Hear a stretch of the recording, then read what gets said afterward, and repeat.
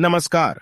आखिर क्यों विदेशी वैज्ञानिक ज्यादातर भगवद गीता को पढ़ते थे और विश्व के लिए कल्याणकारी बताते थे, और कैसे ये लोग हिंदू धर्म से अधिक प्रभावित थे, जो आज के लोगों को कुछ सीखना चाहिए। ये दिखाता है कि हमें भी इसे एक बार अवश्य पढ़ना चाहिए ताकि हम अपने जीवन में कुछ वैल्यूएबल चेंजेस ला सकें। आज दुनिया भर में 80 भाषाओं में श्रीमद् भगवद गीता का अनुवाद किया गया।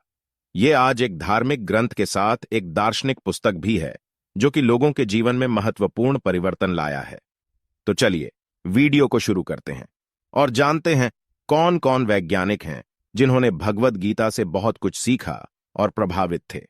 ओपेनहाइमर, जिन्हें फादर ऑफ एटॉमिक बॉम्ब भी कहा जाता है, ये एक अमेरिकी वैज्ञानिक हैं।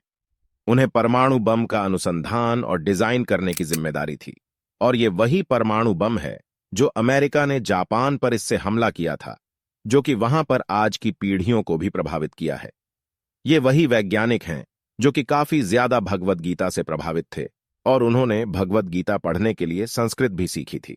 इनकी कहानी पर आधारित अभी हाल ही में एक फिल्म रिलीज हुई है, ओपेनहाइमर के नाम से है। यह फिल्म ओपेनहाइमर की जीवन कहानी के बारे में है। 16 जुलाई 1945 को परमाणु बम का सफल टेस्ट के बाद ओपेनहाइमर ने एक इंटरव्यू में कहा कि now I become death, the destroyer of the world. I remembered the line from the Hindu scripture, the Bhagavad Gita. Vishnu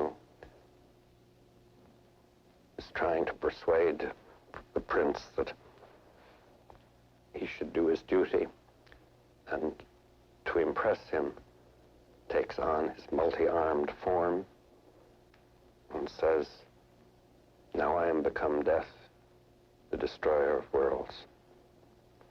कुछ इसी के जैसा मिलता जुलता गीता में भी अध्याय 11 श्लोक 32 में और अध्याय 11 के ही श्लोक 12 में इसका उल्लेख है। श्री कृष्ण जी ने अर्जुन को उपदेश देते हुए कहा था कि जब आसमान में हजारों सूर्य के प्रकाश जितना उजला होगा, तो खुले आसमान में परमाणु बम के फटने के बाद आसमान में धुआं उठता है, इसकी तुलना हजारों सूर्य की रोशनी से की गई है, और मैं ही समय के रूप में दुनिया का अंत करूंगा।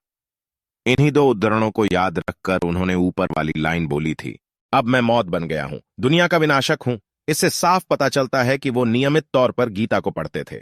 अल्बर्ट आइंस्टीन को कौन नहीं जानता है। वो एक जर्मन भौतिक विज्ञानी थे जिन्होंने थ्योरी ऑफ रिलेटिविटी को सिद्ध किया। अपने मित्र को पत्र लिखते हुए उन्होंने कहा था कि जब मैंने भगवद गीता पढ़ी तो मुझे लगा कि भगवान ने कैसे ब्रह्मांड को बनाया और बाकी सब फालतू लगता है। भगवद गीता में कहा गया है कि यह दुनिया एक भ्रम है, और अल्बर्ट आइंस्टीन ने कहा था कि यह भ्रम है कि प्रकाश का ही कार्य है, और इसी से संबंधित थ्योरी ऑफ रिलेटिविटी दिया गया है जिसे विधि का विधान कहा जाता है। वॉरेन हेस्टिंग्स, जो कि बंगाल के पहले गवर्नर थे, उन्होंने चार्ल्स विल्किंस की मदद से भगवद गीता का अंग्रेजी में अनुवाद कराया और इसे ईस्ट इंडिया की कंपनी से अनुरोध करके इसे यूरोप में प्रकाशित किया।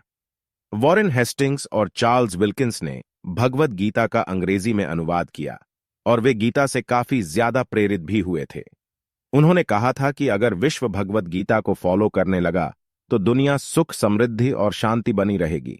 ऐसे ही हेस्टिंग्स ने कहा था कि भारत में वो महान लेखक तब भी जीवित रहेंगे जब भारत में उनका शासन खत्म हो जाएगा, उनका सारा धन यादों में रह जाएगा। और इसे श्री कृष्ण अर्जुन के संवाद से पहले बार 1785 में प्रकाशित किया गया।